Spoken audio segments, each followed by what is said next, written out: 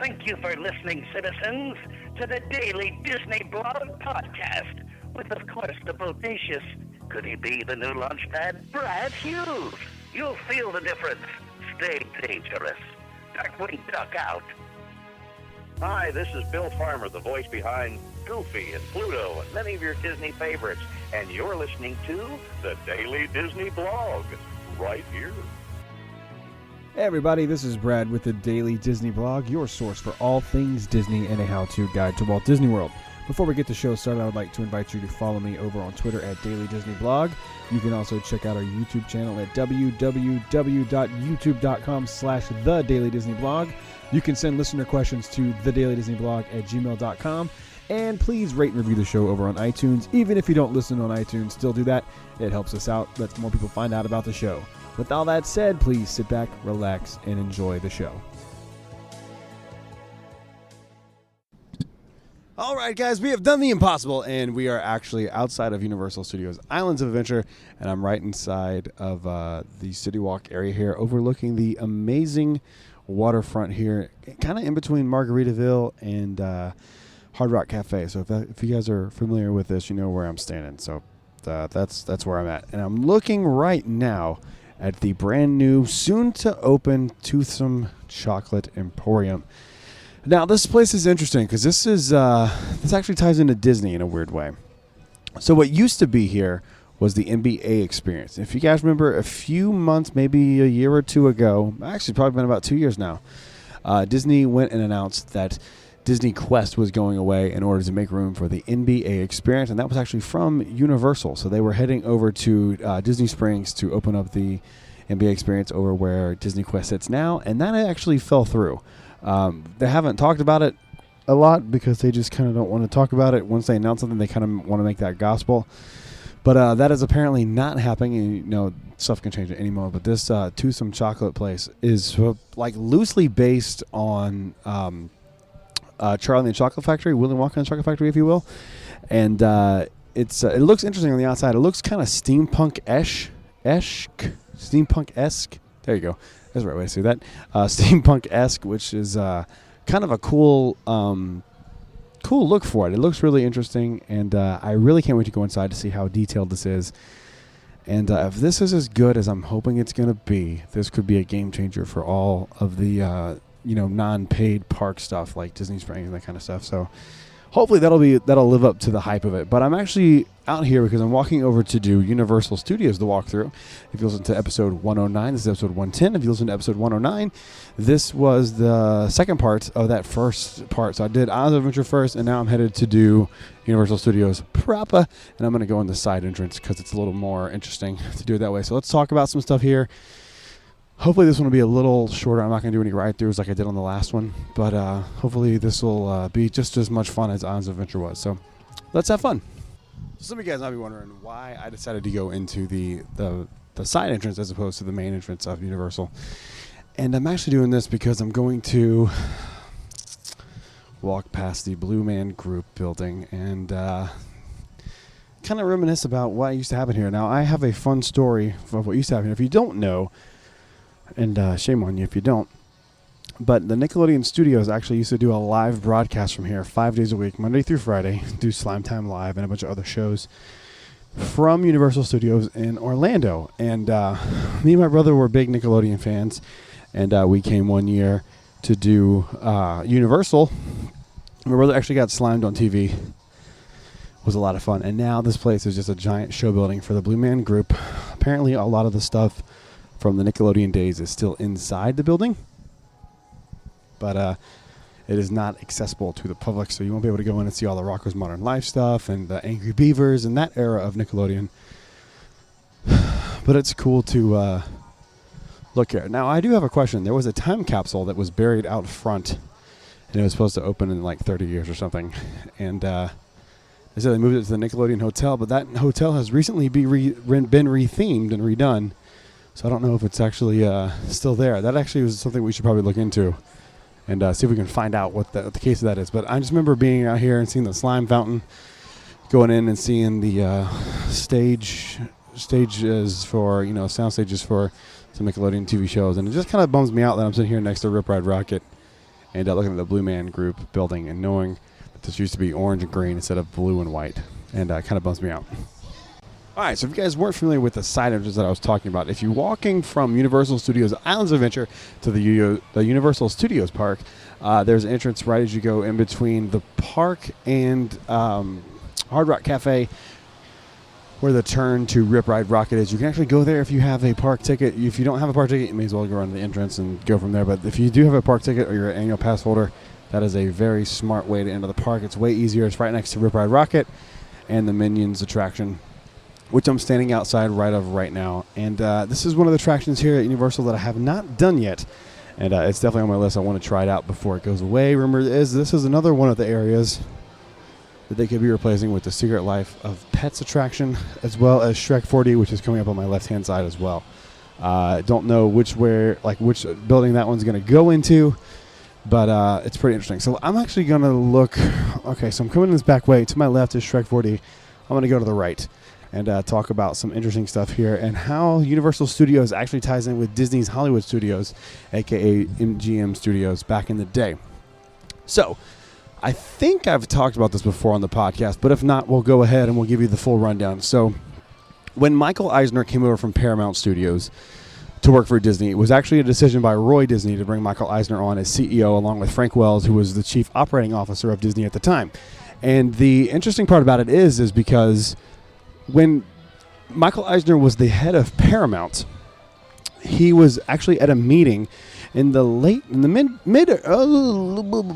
80s. Let's see, I'm trying to think of the time frame here. Early 80s for a combined effort between Paramount Studios and Universal Studios to make a theme park. And rumor has it a lot of the stuff that was talked about at that meeting ended up becoming Universal Studios and Disney's MGM Studios. So it's pretty interesting there. If you walk down this area here at Universal Studios inside of Universal Park, you will see a lot of similar things and a lot of things that are very different. So the first thing different here is the Beverly Hills Boulangerie, which is a patisserie that is Beverly Hills themed. I don't know much about that area. It could be a real thing. But the next thing to me as a comedian is very, very interesting. It is a sign that says Ciro's, and it's actually just a restroom inside, which bums me out. I actually wish this was a restaurant. I think it'd be really, really cool. Because if you don't know what Ciro's is, Ciro's was a nightclub that was owned by Bugsy Siegel in the golden age of Hollywood. And it's interesting now because what Ciro's is now is the Comedy Store in Los Angeles. So if you're a stand-up comedy fan, or a stand-up comedian, you know darn well what the Comedy Store is, and that's actually where that sits now. Very interesting that they chose this for Universal Studios. Now, I wish it was more than just a restroom, like I said earlier, but it is really cool to see Ciro's nightclub represented inside Universal Studios Park. It's very interesting. I wish this was updated to be the Comedy Store. I think that'd be really, really cool, but it's still Ciro's, and that's actually really, really cool. So let's move on through here. On our left is the Hello Kitty store, and if I remember correct, if my timing is right, this actually used to be the Lucy attraction where they had like a museum dedicated to Lucille Ball. I don't remember exactly, but I'm pretty sure that's the right. I'd have to look that up to be 100% sure, but I'm pretty sure I'm right on that one.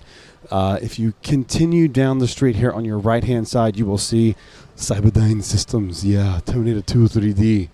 Yeah, you're going to come in here. Yeah. Oh, I'm crossing over Julie Andrews' star on the Walk of Fame. That's pretty cool. You're going to come in here. Yeah, we're going to see some Terminator stuff. It's going to be very, very interesting. Get to the chopper, go. Yeah. People look at me like I'm a crazy person, because I am. That is a Terminator 2 3D attraction. Pretty cool. Not the best attraction in Universal by any stretch, but it's a cool little nostalgic thing. I remember doing that attraction and being kind of freaked out by it. Because the first time I came here, I actually saw Terminator 2 with my dad, and it freaked me out, and it's pretty interesting. I love that attraction, but it's cool. I like the, actually, you know what? This is going to be blasphemy, but I kind of like this version of like Hollywood Boulevard a little bit better than Disney's Hollywood Studios, because I think this is more accurate than maybe some of the other ones over at Hollywood Studios, because you have the Beverly Wilshire, you have the Five and Dime, which you have that over at Disney's Hollywood Studios as well. You have Rock and Roll Ralph's, which was back in the day was just called Ralph's. I don't know how to say that. I'm not going to pretend like I do. The Dark Room, which you can find over at Hollywood Studios as well. So there's a lot of stuff that's very similar to Disney's version of this. And it all comes from Michael Eisner being at the... Hey, it's Diego. It all comes from Michael Eisner being at that meeting at the same time that the Universal executives were at the meeting. And I find that interesting because if it wasn't for Universal, we may not have my favorite park, which is Hollywood Studios. And Michael Eisner can say he wasn't at that meeting all he wants, but more people have said that he was there than wasn't there. So it's kind of interesting. So coming up here on the end of this, and we're coming to Mel's Drive-In, which I see. I don't know my movie history enough to know if that was from a movie or if that was actually a like a real-life place in Los Angeles. I'm not 100% sure. But on my right here is the Pantages Theater. I don't know if I said that right. The Universal Orlando Horror Makeup Show, which is a lot of fun. If you haven't done it, you should definitely check that out. It's a lot of fun. But we're coming to the end of the street here. Cafe La Bamba is on the right, and I don't know if this is actually a restaurant or like a media building. I think maybe the next one's the media building. Hollywood Hotel on the right-hand side as well, the hotel bar. See, I don't know if these are actually real places. They look like they're all covered up, so maybe not. I see the Chef La Bamba thing has like a refreshment stand outside, so I don't know if this is actually a place to go in and eat or if it's not. This is kind of interesting. This is a very well-done facade to the point where you don't know if it's a place or not. It says store hours closed. Looks like it could have been at one point a restaurant. I don't know. I'll have to look into that. That's interesting. The Garden of Allah Villas, which is the media center for here, which is if you come in to do a media event, you would come in here and check in here, that kind of stuff. I'm guessing it says media center, so I'm assuming that's what it is. But this is actually really pretty. It's a nice part. But we're coming up on the Kids Zone here, which we're going to talk a little bit in depth here about what is and what isn't coming in the next few years here at the Kids Zone. If you like the current version of the Kids Zone, you may want to come in the next year or so and see it, because rumor has it a lot of this crap's going away. So let's talk about it. By the way, I know I broke my own rule of going from right to left instead of left to right like I usually do, but this one is for a very good reason. So right now we're walking into Woody Woodpecker's Kids Zone, which is the kiddie land here at Universal Studios. I almost said Islands of Adventure, but it's not Islands of Adventure. We're actually at the Universal Park. And on your left-hand side is a giant amphitheater for a show that runs from 11. Show times are 11, 12, 15.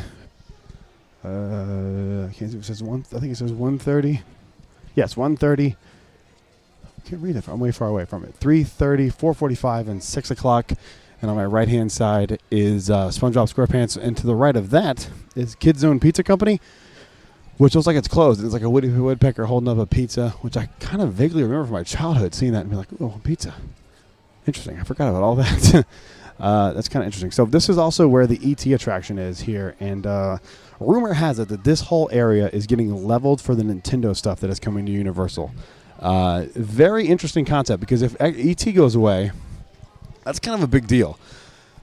I mean, E.T. is one of the only attractions that I actually remember coming when I was a kid. Like, remember doing when I was a kid when we came here, along with the Five stuff, just because I was a big fan of Five Goes West. I don't even remember seeing the first Five film, but I really, really vividly remember Five Goes West.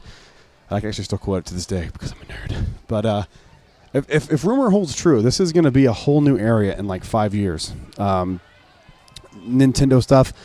I've heard everything from a Luigi's Haunted Mansion attraction, which would be kind of cool, to like a test track-esque version of Mario Kart with interactive features, to like I've heard all kinds of stuff.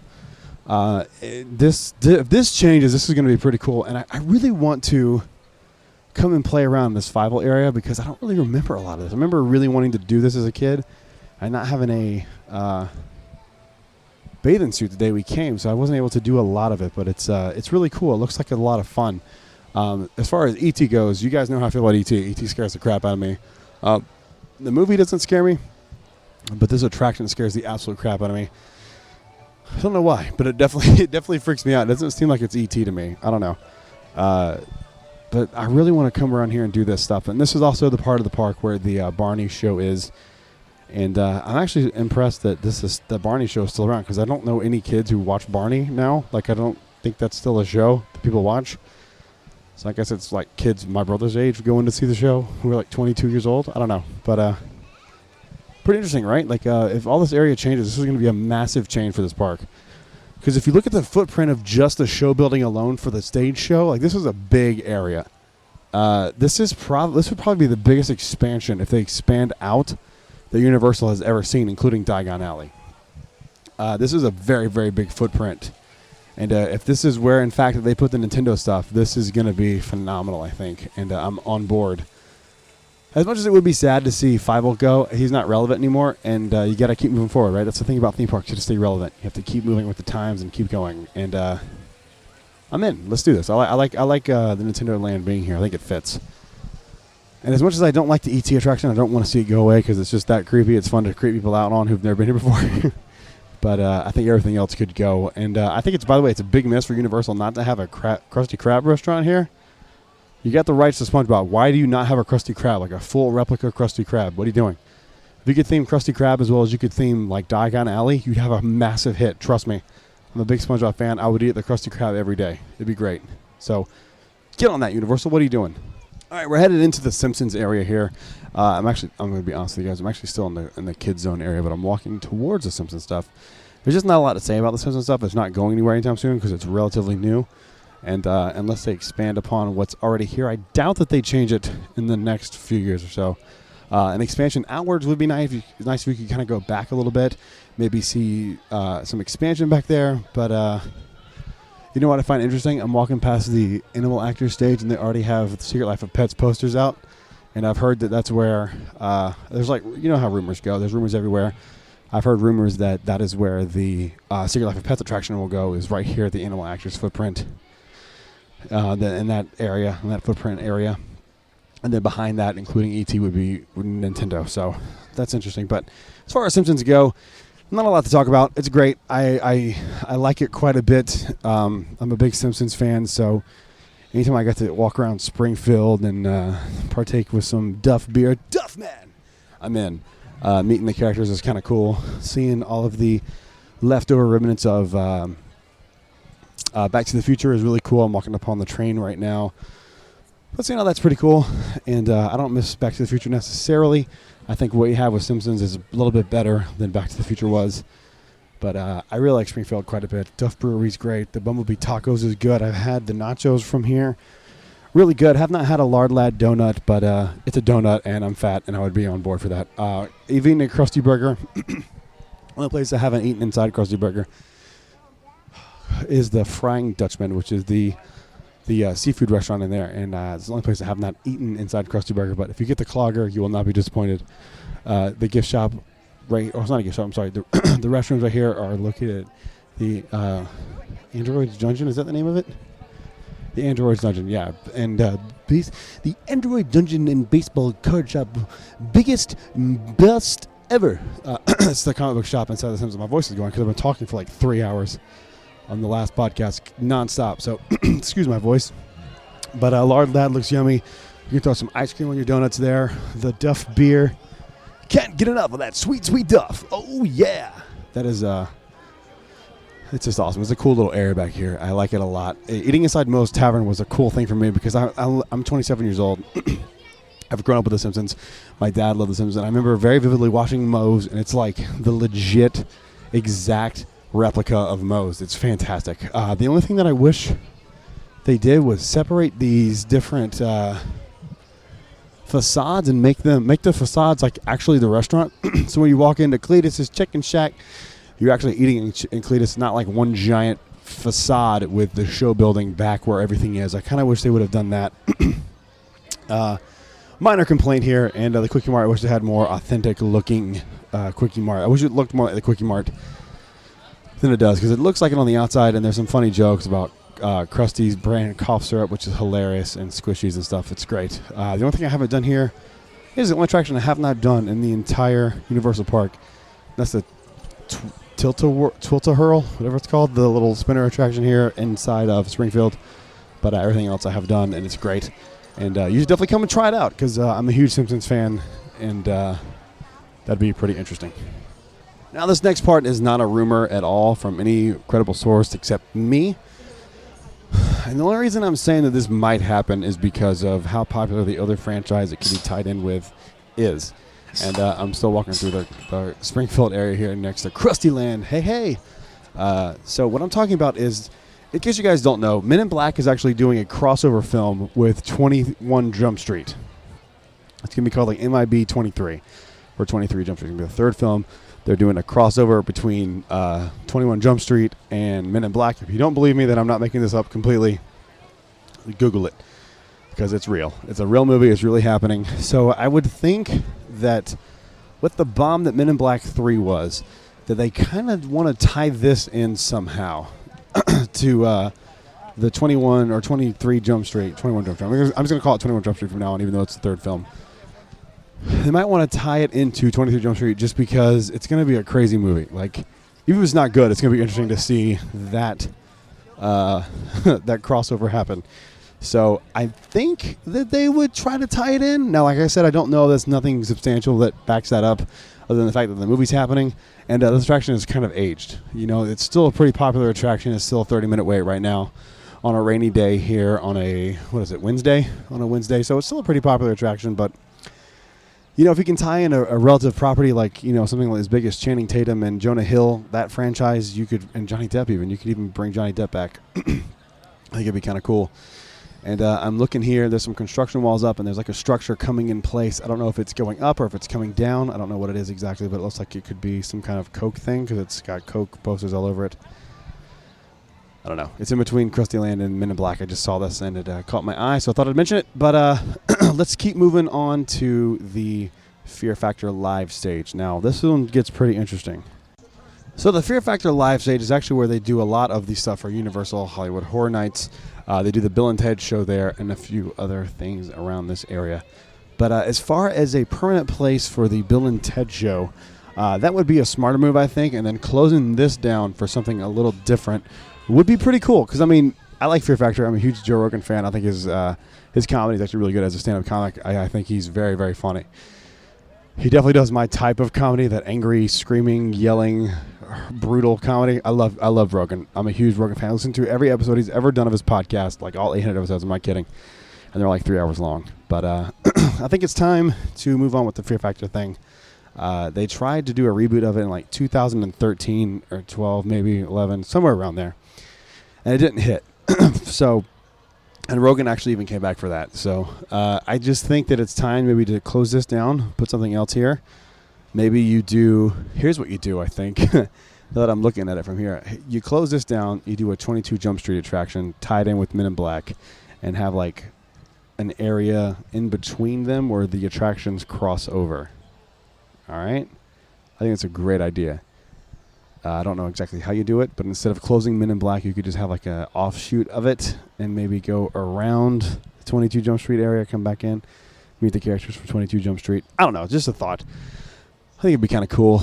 But I just, you know, they still do the live shows 12:20, 1:50, 4:20, and 5:50 every day for the Fear Factor live show. But, you know, I haven't seen it yet. It's on my list of things to do here. But that's not something I'm going to rush to do, you know what I mean? Unless it closes, and then I'd be more interested in doing it. But, yeah, pretty interesting. So we're walking actually up on the facade, the London facade for Diagon Alley. And this is pretty incredible. I mean, I've talked about this many times, how well this area is done. And I think that when Universal made this land, that they threw down the gauntlet. And this is going to have to be the new standard for themed entertainment. When they open Diagon Alley, this is the new gold standard. Everything you have to do has to be at least this good, if not better, because it's unbelievable. And that's coming from a Disney fan, okay? There's nothing like this at Disney. There isn't. I think the closest we'll get is probably Star Wars, but I just think that, you know, that Disney doesn't have anything this immersive. And to prove my point, the facade of this, just if you don't know where to go, you wouldn't even know that this is Diagon Alley. If you weren't a Harry Potter fan, you just walk by this and just assume this was like a weird London area, like a backlot of London. But this is actually the entrance to one of the greatest themed lands in all of theme park history. So I salute them for actually making this facade actually kind of confusing, because this is just not what you think of when you think of theme park land. You don't think this entrance, but I'm going to show you some cool details inside this that I think are just next level. All right, so I'm standing at the entrance here of Diagon Alley, and I'm trying to find the speaker that plays the effect of the bricks moving, because the whole thing about Diagon Alley is when you walked in as a wizard, it was blocked off to the rest of London, and you had to use powers to get there. Is this it? Hang on, let me see if I can hear it.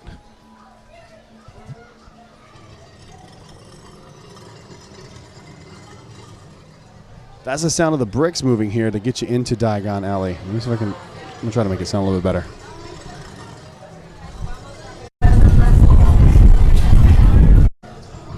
Well, that sounded way worse, but you get the point. When you're here, you can hear it. The bricks are actually moving to make way for all the wizards to come in and buy their back to school stuff to go over to Hogwarts, and it's an amazing detail. I love the sound of it. It's very realistic to the film. It sounds just like the film. So let's walk into Diagon Alley here. Oh my gosh, Gringotts Bank! No way! It's pretty cool. Weasley's Wizard, Wheezes, quality Quidditch supplies. The little animatronic guy with the rabbit on his head is a really cool touch here in Diagon Alley. And of course, you're looking at the Gringotts Bank with the giant dragon that protects Gringotts. Now, I'm not going to do a walk around here because I'm not a huge Harry Potter fan, but I will tell you that if you do the wand show at Ollivanders, you will not be disappointed because it is really, really cool. And the wizard that I had was exceptionally awesome. So I'm not going to do a walk around in here just because I don't know enough about Harry Potter to talk about what is here. But I do think it's worth mentioning that where this land sits right now is actually where the Jaws attraction was over at Universal before they closed it. This is where Jaws was. And there's actually a few nods to the Jaws attraction inside Diagon Alley, but honestly, I've yet to see them in person, so I'm not going to be able to comment on it yet.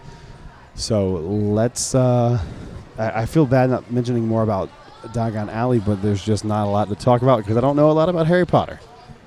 And I'm not writing Gringotts, so the line's way too long. So let's move on to the next area here of Universal.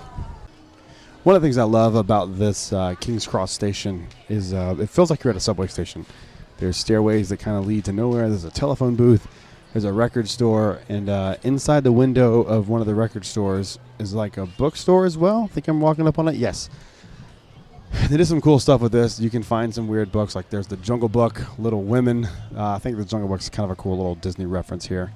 20,000 Leagues Under the Sea. They chose a lot of books from... this particular era. Sherlock Holmes, Around the World in 80 Days. A lot of Jules Verne books.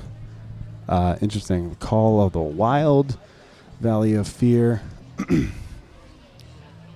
And I think that's really cool because they actually have some musicians out here that are like, themed musicians where they're playing music because you're not supposed to be in Harry Potter. This is London.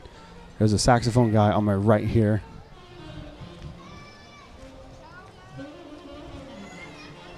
And arguably one of the best themed areas in all of Universal Studios, period, is the... that air conditioning feels... I'm going to talk right here. Air conditioning feels really good right here. Is the train here. And it's really, really well done. Like, if you haven't done the train over to the other area, it's an attraction in and of itself. Now, you do need a Park Hopper pass, or their equivalent of Park Hopper called Park to Park pass, to get on the train to get you over to Islands of Adventure because it puts you off right at Hogsmeade. So the proper way to actually do the Harry Potter stuff is to come here, go to Diagon Alley, get all your back-to-school supplies, hop on the train, get on platform 9 3/4, take the train over to Hogsmeade, and then go to school over at Hogwarts Castle. So, yeah, like that's the proper way to do all the Harry Potter stuff here if you're going thematically. So let's keep walking. And like I said, this is the area where Jaws was. So a lot of stuff here is the Amity Island Lobster Company. A lot of stuff is Amity themed. There's still a giant great white shark hanging from his tail up here. Salty Sketches, San Francisco Pastry Company. All this stuff was here when Jaws was here. And you can actually see the break in the pavement from where they kind of cross the line. We're going, okay, this is Diagon Alley now. This is no longer Amity, and this is where the theming starts for Harry Potter. There's a distinct line in the concrete here, which is pretty interesting. But let's keep walking. All right, coming up on our right-hand side here is the new attraction that is coming out in 2018, the Fast and the Furious Supercharged something. Not the biggest Fast and the Furious fan of all time, but if I remember correctly, if my timing is right, this is the area where the old Kong attraction used to be. It was the backlot tour. You would go through and you would see the backdraft stuff. And this is now going to be where Fast and the Furious goes. Now, this attraction is already over in Hollywood at Universal Hollywood, but it is coming here, and I believe there's going to be some slight changes. You know, I don't think any theme park wants to put the same thing twice, but, that's what's going on here. Universal, there's 2 new attractions in the works right now. It's this one and then the Jimmy Fallon, it's not Escape Through New York, but I'll have to go look at the title of it. But this is pretty interesting. If you want to see what type of attraction is coming, just Google or YouTube Fast and the Furious Supercharged Hollywood, and you can kind of see what they are planning for this. And it's pretty cool, but, you know, my problem, I've said it a million times, my problem with Universal is everything is a ride-through vehicle with a 3D screen, with 4D, and at some point water squirts on you. That tends to be what Universal does with their attractions, and I would like to see them kind of step away from that, because I think Forbidden Journey is one of the best attractions I've ever been on, and it's not anything like what they've done before, and it's the best. So maybe after these things go up, they've already done the research and stuff into them, maybe this is when we'll start to see the fall of the 3D attraction. I would like to hope so. But let's go keep walking, keep on keeping on. Up on our left here is Richter's Burger Company. I remember eating here as a kid, I believe, before we went to the Backdraft attraction.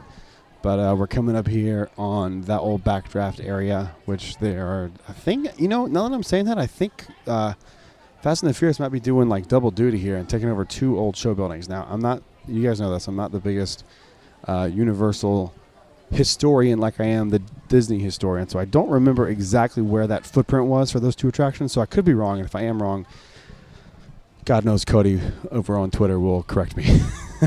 He knows more about Universal than I do. I probably should have him on the podcast at some point and talk about all this new stuff that's going on at Universal. Cody, if you're hearing this, you are going to be on the podcast soon, my friend. We will talk about it on the podcast, but I think like I just can't remember. My most fond memory of Universal, and this is so stupid, my most vivid memory of coming to Universal was we were here in like 2001 or 2-ish, and it was when, see, this is more Fast and Furious stuff here, right past the Graveyard Snack, so I think this is taking up the footprint of 2 attractions. I could be wrong, but I think I'm right on this. I think I'm right. We were walking through here, and it was around this area here. I don't remember what used to be the Transformers ride. I don't know if there was anything before that, but we were in this area here of like the back lot area. And there was this guy who had these like weird inflatable ball things, and he was selling them like in a cart, like a kind of like how they do now with the light up stuff at night. And I really wanted it.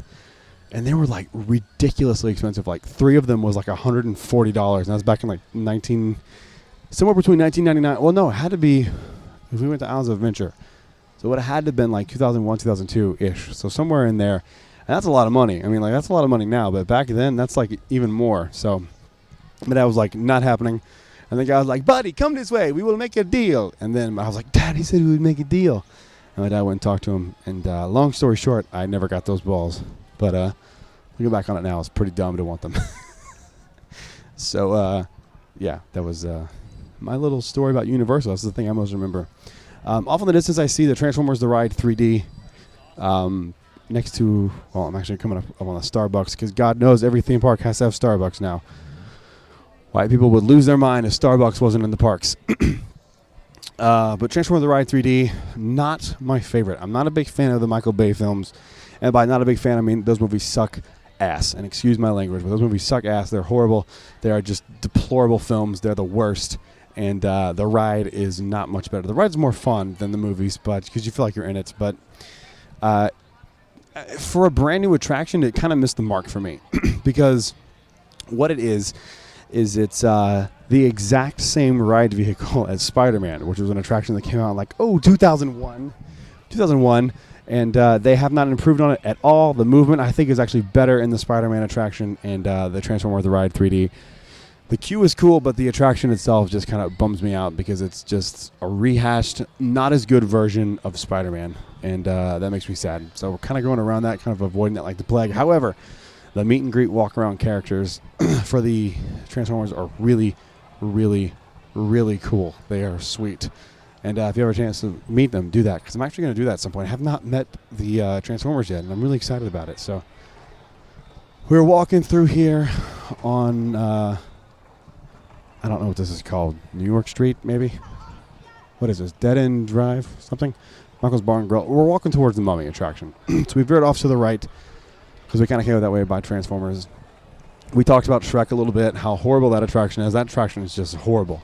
It makes no sense when you go on it. The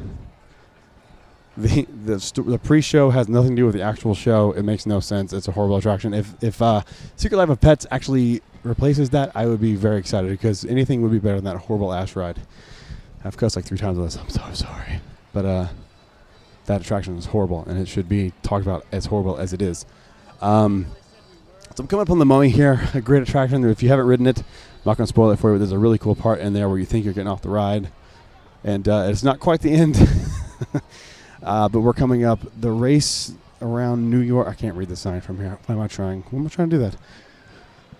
One thing I do have to give to Universal is the fact that they let you guys do free lockers for your duration of the attraction. So you get like, I think 3 times the amount that the posted wait time is to use your... Somebody's using a whistle. That was weird. You get like 3 times the posted wait time to use the locker rental here, and then you pay for it. But it's usually you can make it back. I've never had to pay for a locker here. You just scan your fingerprint, it lets you go in there. But the Mummy is a great attraction. It's a great roller coaster.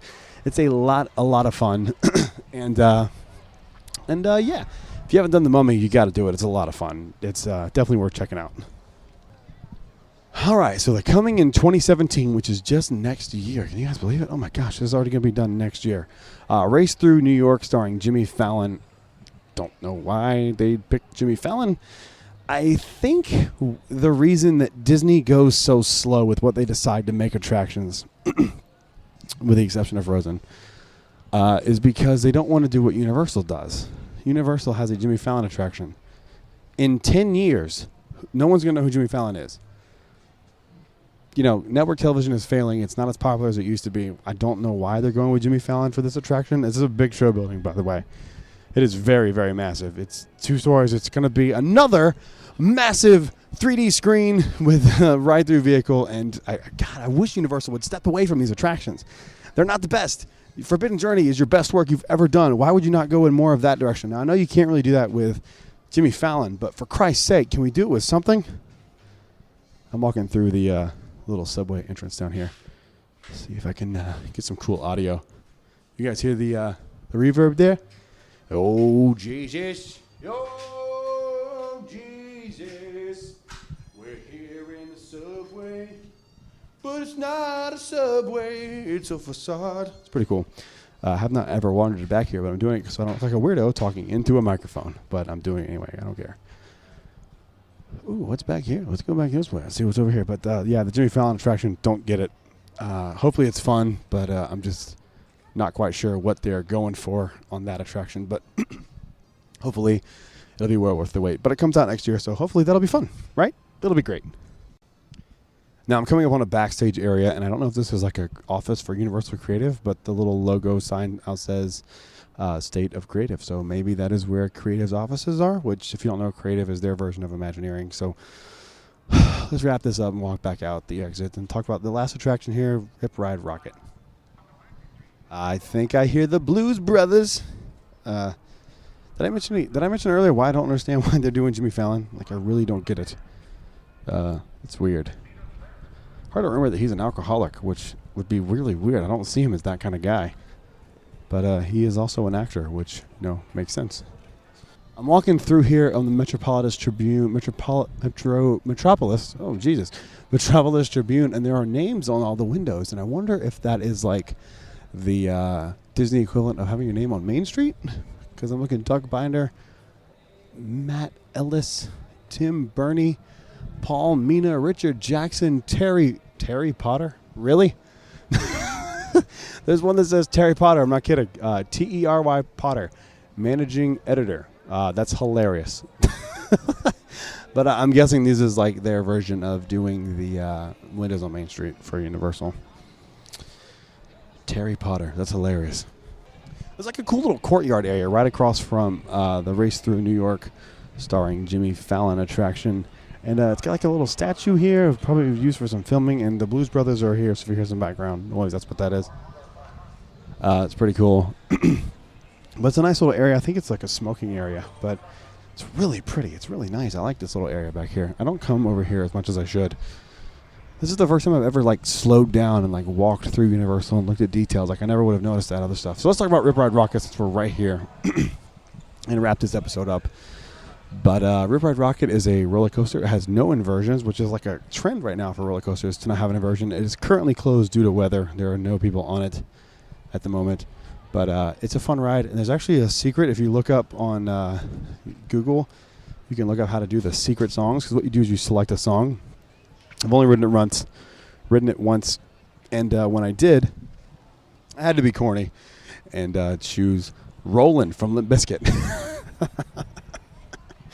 And relive my middle school years there, listening to Limp Bizkit. Rollin', rollin', rollin', rollin', yeah, rollin', rollin'. Now I know you'll be loving this right here. Like just horrible music on there. But there are some secret songs you can do.